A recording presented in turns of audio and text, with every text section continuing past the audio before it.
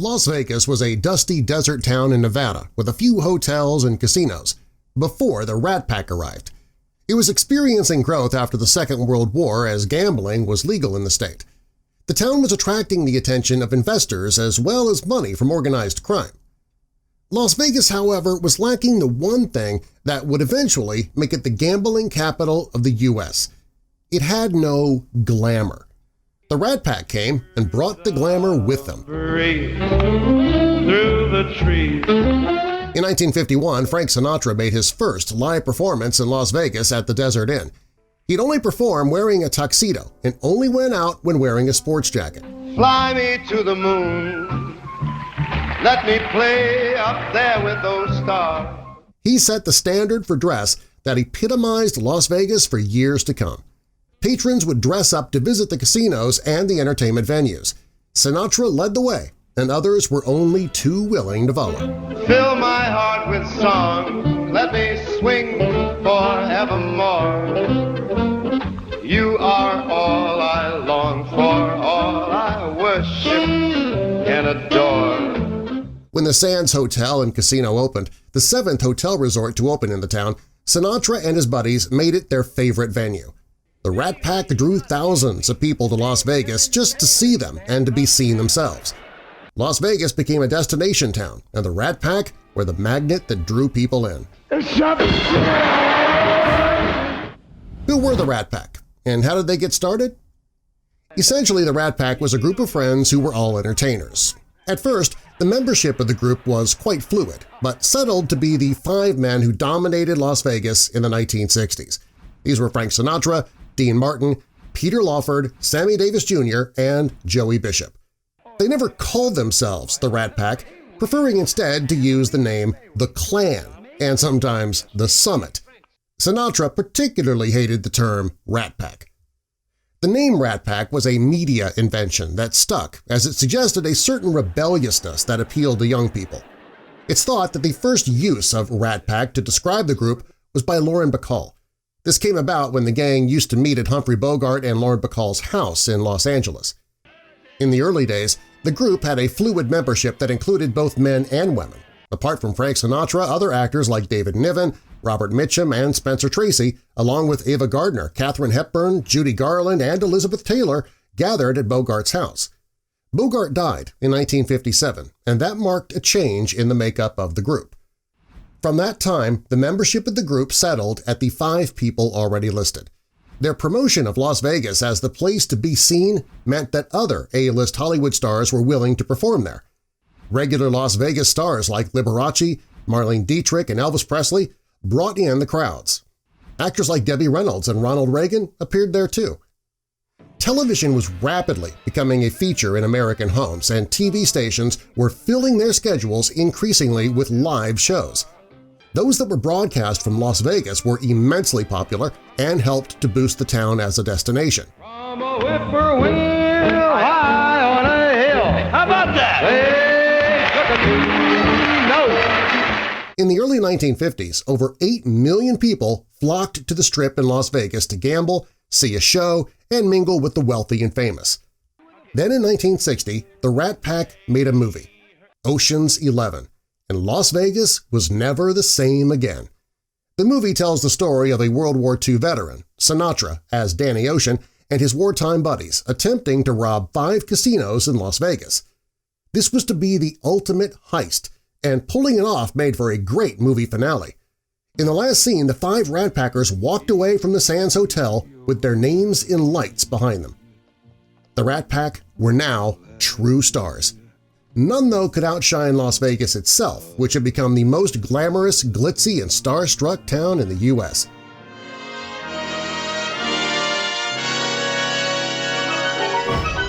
The members of the Rat Pack. Frank Sinatra. Frank Sinatra was a singer who specialized in an easy-listening style of singing. He launched his career in 1935 singing with big bands like those led by Harry James and later Tommy Dorsey. He enjoyed enormous success with Tommy Dorsey and then as a solo artist. Sinatra was the idol of the Bobby Soxers, the teenage female fans of 1940s pop music. During the period just before and during the Second World War, Sinatra released dozens of records and appeared in a number of films. He did not serve in the U.S. military, being classed as unfit for service. He suffered with a perforated eardrum and also was considered mentally unsuitable. He did, however, entertain the troops on USO tours with the popular comedian Phil Silvers. He also broadcast regularly on the Armed Forces radio service. His frequent release of singles continued, and many were smash hits. Hold my hand. It was 1946 when he recorded and released his first album, The Voice of Frank Sinatra. During the late 1940s, his popularity dipped, and when he divorced his wife Nancy in 1951 and married Ava Gardner, his reputation had reached a low point. Sinatra was Catholic, and divorce was frowned on by the church. His fans were slipping away as other singers like Bing Crosby and Frankie Laine came to prominence. His decision to take up residency in Las Vegas and the links he forged with the Rat Pack brought a revival to his career. In 1953, he appeared in the film From Here to Eternity, cementing this new stage in his career. Sinatra was considered the leading performer in the Rat Pack, and he performed with them in Las Vegas and appeared in all the films they made together. Dean Martin. Dean Martin was the original king of cool and was a comedian and actor as well as a popular singer. He rose to prominence just after the Second World War in partnership with Jerry Lewis. When they parted after exactly 10 years together, Martin pursued a successful solo career. His membership of the Rat Pack did much to aid his solo career. By the mid-1960s, Martin was a star both in movies and as a singer. He had a prolific movie career and appeared in several high-profile films, including adventures like The Young Lions with Marlon Brando and Rio Bravo with John Wayne. His early singing career was as a crooner, but as that style of music grew less popular, he adapted to emulate Bing Crosby and Perry Como, gradually creating his own style of singing. During his career, he recorded 600 singles and 100 albums. He had his own TV show, which featured improvised material that sometimes got Martin in trouble with the censors.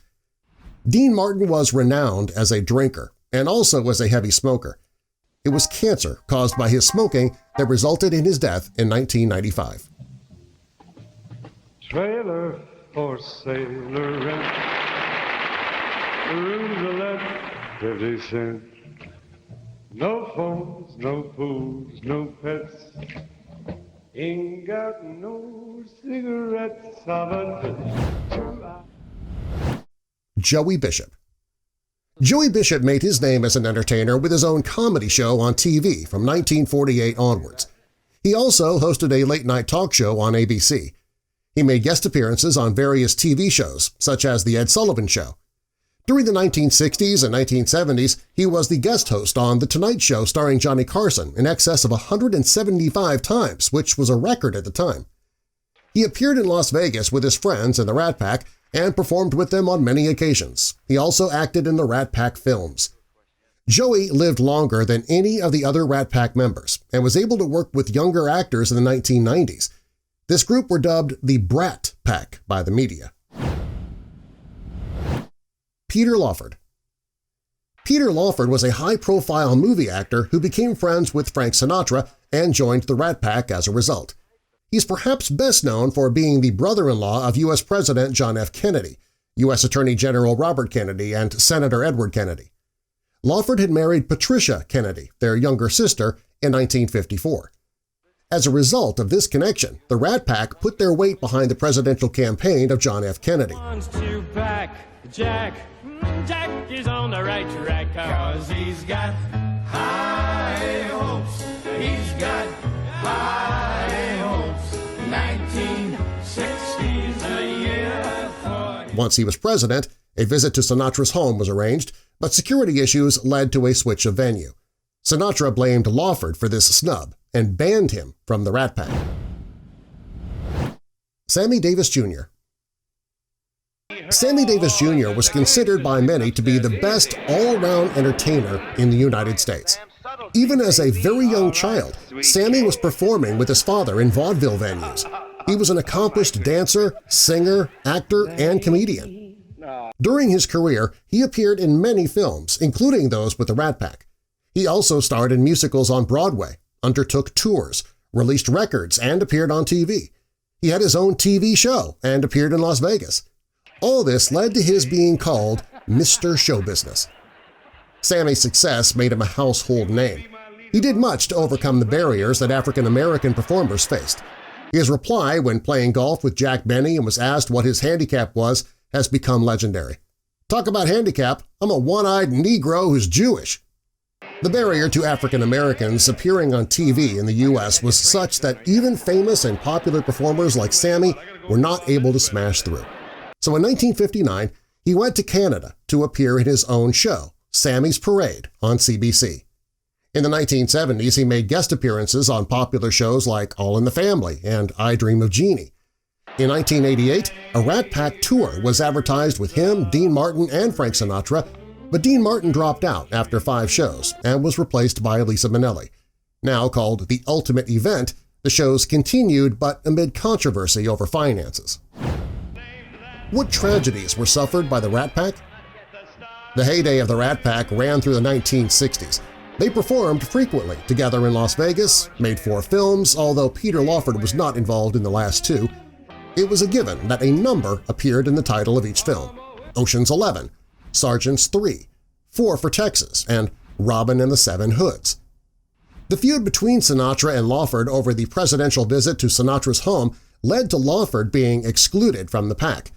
His role in 4 for Texas was written out, and in Robin and the Seven Hoods, his part was handed to Bing Crosby.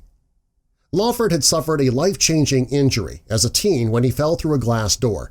He damaged one arm and hand to such an extent that it hampered him throughout his life. Sammy Davis Jr. suffered racial abuse throughout his career, and although this lessened as he became more famous and society's attitudes began to change, it never quite went away. It's rumored that John F. Kennedy even prevented him from performing at his inauguration. Sammy had a clandestine relationship with actress Kim Novak, which resulted in Harry Kahn, the head of Columbia Pictures, ordering a mob attack on Sammy. The threat was so severe that he gave in and married a black woman. He was so distraught at having to do this that it's said he threatened to kill himself at one point.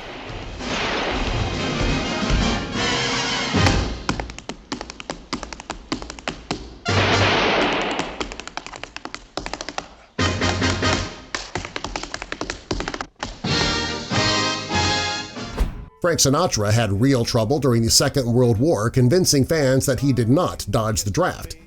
Rumors abounded about his efforts to avoid military service. They were all proved untrue when the FBI stated that Sinatra was rejected for legitimate medical reasons. The FBI kept tabs on Sinatra for the remainder of his life. They wanted to know just how deep his connections with mobsters went. They also checked up on his supposed communist sympathies and his role supporting the fight against racism. Frank Sinatra also drew criticism for his affair with Ava Gardner while still married to his first wife. It's also thought that he made several suicide attempts during his life. One reason he had been refused the draft was perceived psychological problems. Clearly, in private, he was fighting demons that threatened to overwhelm him. Dean Martin was a renowned drinker and in later life became dependent on various prescription drugs.